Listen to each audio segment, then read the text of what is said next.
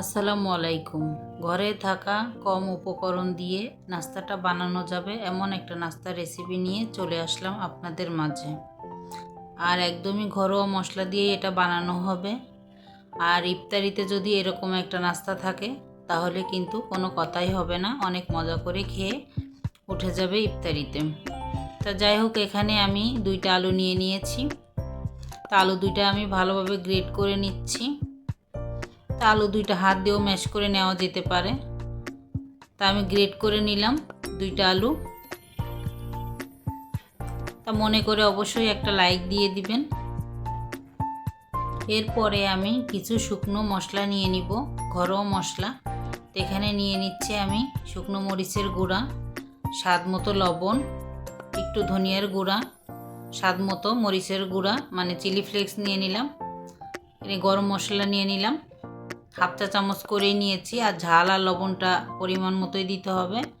আর নিয়ে নিলাম স্বাদে ম্যাগি মশলা। আর ম্যাজিক মশলাটা দিয়ে সুন্দরভাবে শুকনো উপকরণগুলো একটু মিশিয়ে নিচ্ছি। তা ভালোভাবে কিন্তু আমার মিশানো হয়ে গিয়েছে। তা আবারও আমি গ্রেট করা আলুটা নিয়ে নিলাম, নিয়ে এখানে ব্রেড গ্রাম দিয়ে দিচ্ছি 3 চামচের মতো, মানে টেবিল চামচ এটা। তা 3 চামচ ব্রেড গ্রাম দিয়ে আমি সুন্দরভাবে কিন্তু এই শুকনো মশলাগুলো যেটা আমি মিশিয়ে রেখেছিলাম সেটাও দিয়ে দিব। এরপরে আমি ভালোভাবে মেখে নিব। তা ভালোভাবে মেখে নিতে হবে যাতে মশলাটা পুরোটা আলুর গায়ে লেগে যায় এমনভাবে। তা আমার কিন্তু মাখা হয়ে গিয়েছে। তা আমি এখন অন্য একটা কাজ করব, আর ততক্ষণ পর্যন্ত এটা একটু থাকবে, লবণটা সুন্দরভাবে মিশে যাবে।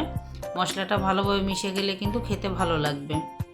তো এখানে আমি 2 চা চামচ নিয়ে নিয়েছি আটা, আর নিয়ে নিলাম চাউলের গুঁড়া মানে টেবিল চামচ এটা। আর দিয়ে দিলাম স্বাদ মতো মরিচের গুঁড়া, সামান্য একটু হলুদের গুঁড়া দিয়ে দিলাম, সামান্য একটু ধনিয়ার গুঁড়া দিয়ে দিলাম স্বাদ মতো লবণ। আর জোয়ান দিয়ে দিচ্ছি, হাফ চা চামচের মতো জোয়ান আমি ভালোভাবে হাতে ডলে দিয়ে দিচ্ছি। জোয়ানটা একটু দেওয়ার চেষ্টা করবেন, খুব সুন্দর একটা ফ্লেভার আসে, খেতে কিন্তু ভালো লাগে অনেক। আর গ্যাস্ট্রিকের সমস্যাটাও একটু কম হয়। তা আমি শুকনো উপকরণগুলো আবারও কিন্তু মিশিয়ে নিয়েছি। মিশিয়ে নিয়ে এখন অল্প অল্প পানি দিয়ে একটা ব্যাটার তৈরি করে নিব। তা পানিটা অল্প করেই দিতে হবে, অতিরিক্ত পানি হয়ে গেলে পানি পানি হয়ে যাবে। আবারও মশলা, সব ধরনের মশলা অ্যাড করা লাগবে তার জন্য। তা দেখুন কত ঘনত্ব হয়েছে, এভাবে কিন্তু মিশিয়ে নিতে হবে। তা আমি এখানে নিয়ে নিলাম ব্রেড। তা পাউরুটিটা নিয়ে আমি সুন্দরভাবে কিন্তু আমি সাইডের যে ব্রাউন অংশগুলো আছে সেটা কেটে ফেলে দিব। তা কিন্তু কেটে নিয়েছি, আমি আরও একটা কেটে নিচ্ছি। তা আপনারা পাউরুটি ছোট বড় যে কোনো সাইজে নিতে পারেন। তো এখানে আমার কিন্তু 2টা কাটা হয়ে গিয়েছে। তা আমি যে আলুটা আমি মেখে রেখেছিলাম সেই আলুটা থেকে আমি 1 চামচ নিয়ে নিলাম, নিয়ে আমি কিন্তু ব্রেডের উপরে দিয়ে দিচ্ছি।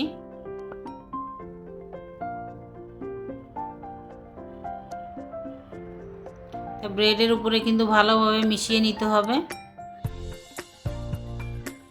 তা একটু চেষ্টা করবেন, আলুটা আমি যেভাবে একটু শক্ত শক্ত করে মেখে নিয়েছি এভাবে মেখে নেওয়ার। তা আরও একটা ব্রেড আমি এটার উপরে দিয়ে দিব, দিয়ে আমি একটু চেপে নিব যাতে ভালোভাবে 2টার ভিতরে সেট হয়ে যায়। এখন ছুরি দিয়ে মাঝখান থেকে কেটে নিব, তারপরে সাইড থেকে আবারও মাঝখান থেকে কেটে নিব। আমি মোট 3 ভাগ করে নিয়েছি, ছোট ছোট করে নিয়েছি আর কি। আর ছোট করে নিলে কিন্তু বেশি ভালো হবে এটা। আর একটা কাঠি নিয়ে নিয়েছি, আর 1 পিস করে এখন আমি কাঠির ভিতরে ঢুকিয়ে দিব। তো এভাবে আমি 5 পিস নিয়ে নিব, আপনারা ছোট বড় করে নিতে পারেন। তা দেখুন মাশাআল্লাহ কত সুন্দর লাগছে দেখতে। শুধু দেখতে সুন্দর লাগছে না, খেতেও কিন্তু খুবই মজা হয়ে থাকে। ইফতারিতে অবশ্যই রাখার চেষ্টা করবেন। আর সন্ধ্যা নাস্তায় বা টিফিনেও কিন্তু এরকম দিতে পারবেন, বাচ্চারা কিন্তু অনেক মজা করে খাবে। এরপরে কিন্তু আমি ব্যাটারটা নিয়ে নিয়েছি, নিয়ে আমি আবারও ভালোভাবে ফেটিয়ে নিয়েছি। ফেটিয়ে নিয়ে আমি নাস্তা 1 পিস নিয়ে নিলাম, নিয়ে আমি সুন্দরভাবে কিন্তু এটা গোলাটা লাগিয়ে নিচ্ছি। আর গোলাটাকে ভালোভাবে লাগিয়ে নিতে হবে। তা গোলাটাকে ভালোভাবে আমার লাগানো কিন্তু হয়ে গিয়েছে। তো এখন চুলায় একটা প্যান বসিয়ে দিয়েছি, আর প্যানটার ভিতরে কিন্তু আমি তেল দিয়ে একটু গরম করে নিয়েছি, অতিরিক্ত গরম না, একদমই হালকা গরম করে নিয়েছি।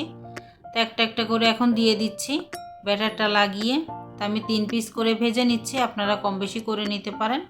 আপনাদের প্যান যদি বড় হয়ে থাকে তাহলে কিন্তু বেশি করে বানিয়ে নিতে পারবেন। তাই 3 পিস করে নিয়ে আমি উল্টিয়ে পাল্টিয়ে ভেজে নিব। তো এই পর্যায়ে যদি কেউ লাইক না দিয়ে থাকেন মনে করে একটা লাইক দিয়ে দিবেন। আর আমার ভিডিওর কোনো অংশ যদি ভালো লেগে থাকে চাইলে আমার চ্যানেলটা সাবস্ক্রাইব করে আমার পাশে থেকে যেতে পারেন। আমি ব্লগ বাই সাথী, ঢাকা থেকে বলছি। নাস্তাটা কিন্তু খুব সুন্দরভাবে কিন্তু হয়ে গিয়েছে, কত সুন্দর কালার এসেছে দেখুন। এখন কিন্তু আমি একটা একটা করে উঠিয়ে নিচ্ছি। তা আমার পছন্দ মতো কালার আসার পরে কিন্তু উঠিয়ে নিয়েছি। আরও যতগুলো আছে সেগুলোও কিন্তু আমি ব্যাটারটা লাগিয়ে কিন্তু একটা একটা করে দিয়ে এগুলোও কিন্তু উল্টিয়ে পাল্টে আমি ভেজে নিব। এখন দেখুন আমি পরিবেশন করছি। আর এখানে কিন্তু আপনারা সস দিয়েও খেতে পারেন, বা যেভাবে আপনাদের ভালো লাগে সেভাবে কিন্তু আপনারা খেতে পারেন, এমনিও কিন্তু খাওয়া যাবে, খুবই মজা হয়ে থাকে। আর আজকের মতো বিদায় নিচ্ছি। আল্লাহ হাফেজ, আসসালামু আলাইকুম।